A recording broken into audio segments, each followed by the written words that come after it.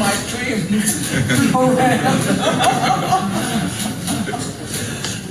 I think because, I love Miss Earth so much, and then I, trying very hard with my team, 500, people, that, in the team to make it happen this year, and also, hosting for next year, so people will be. Agree ka ba or disagree na what if magiging president si Trung Ngoc An na president ng TNA Entertainment na magiging president din sa Miss Earth organization? So, malay natin, di ba, kahit na rumor lang ito.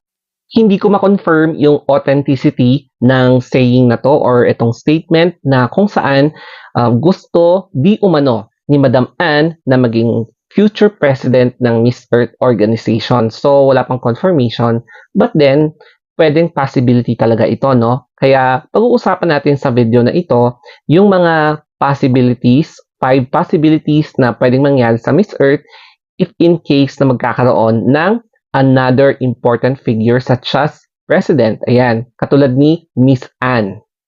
Kaya disclaimer, I am not claiming anything in this video, but then pag-uusapan talaga natin yung possibilities in any case na may mangyari in the future about sa mga lineup or organizational na management ng Miss Earth organization in the future. Kaya follow me sa ating Instagram account, The Story of Anthony. Kaya thank you so much. If ever, ang first one is there will be a change in the management system of Miss Earth organization. So, in any case, if ever lang na kapag maging president si Miss Ann, syempre, may changes talaga.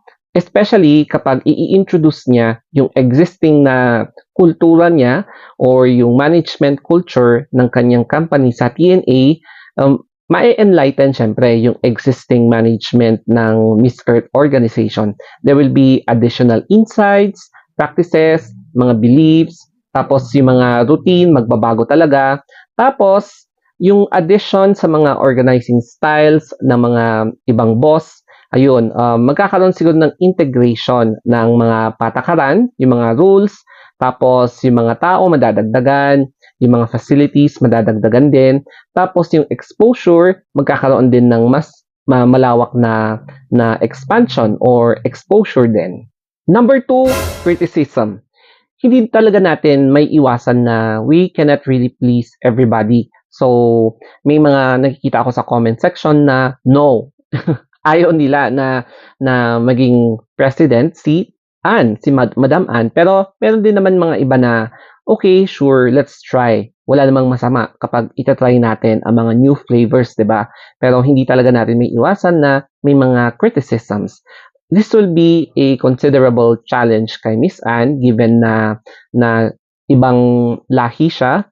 She is from Vietnam na makikipag-coordinate or makiki-integrate sa management ng Miss Earth organization in which, di ba, medyo first awkward talaga kasi baguhan, di kayo masyadong magkakilala, pero in time siguro kapag naintindihan nyo na ang isa't isa, yung mga aims, yung mga goals, yung mga culture, mga personalities, eventually magkakaroon ng adjustment and adaptation. Pang third naman is about marketing style. Siyempre, no, yung existing marketing style ng Miss Earth organization ay effective naman, di ba? Gusto natin, especially kapag pinopromote yung all about environment conservation, awareness, education, yung mga ganyang topics, and at the same time, promoting the tourism here in the Philippines, lalo na kapag hinihild dito or hino-host ng Philippines ang Miss Earth organization.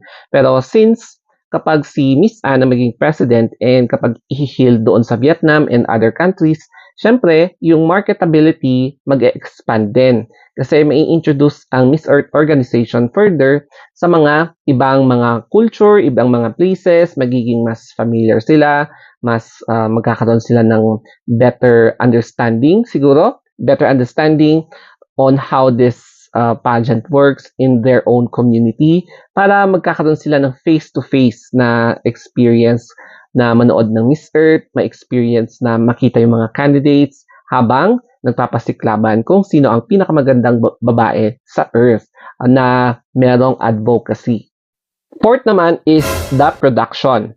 Siyempre, no, iba talagang mag-handle ng productivity in terms of production, yung design, ang Vietnam. So, makikita rin naman natin yung style natin, tapos yung style nila na wherein, wow, mapapawaw kayo kasi pinaghandaan nila yung event na to, sineryoso talaga nila, and yung dedication nila, tapos sacrifice sa pag-organize ng stage, paggawa ng stage, pag-build ng event. Alam mo yun, mapapawaw ka talaga kasi very intricate, no? Yung design, yung architecture, talagang na-appreciate natin na sobra talaga yung pagpupursige nila para makapag-produce ng magandang show ang Miss Earth. So nakita naman natin yung mga every stage na napunta ng Miss Earth, such as doon sa Ho Chi Minh, sa Dalat City, tapos yung Grand Coronation Night na wow, as in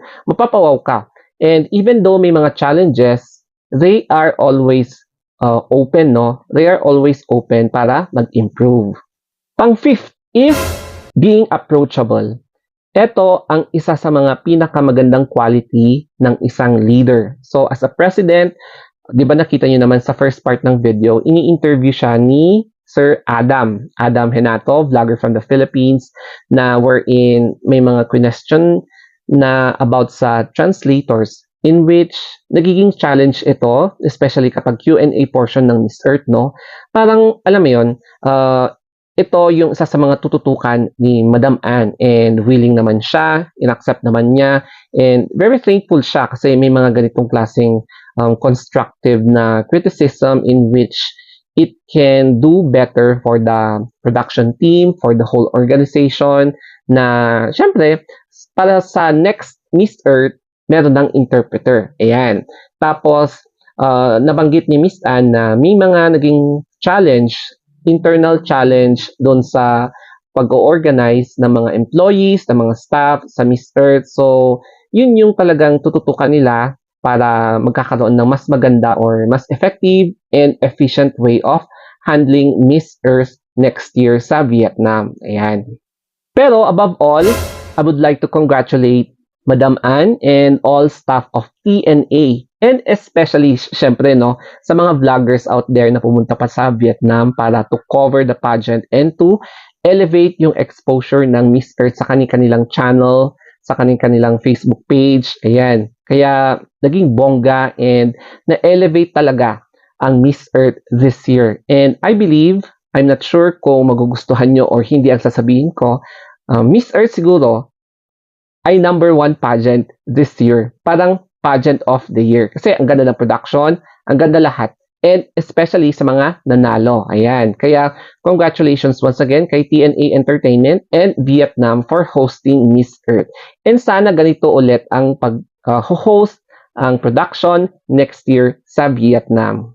Kaya I hope na nagustuhan nyo itong vlog. I hope may natutunan kayo dito sa discussion natin about sa possibility na baka lang ha, na maging president si Madam Ann, na president din ng TNA Entertainment sa Vietnam para sa Miss Earth. Kasi alam naman natin na gustong-gusto niya, possible na maging one of the important personalities sa Miss Earth organizing team. Ayan. Okay, so thank you so much for watching. Merry Christmas and a Happy New Year.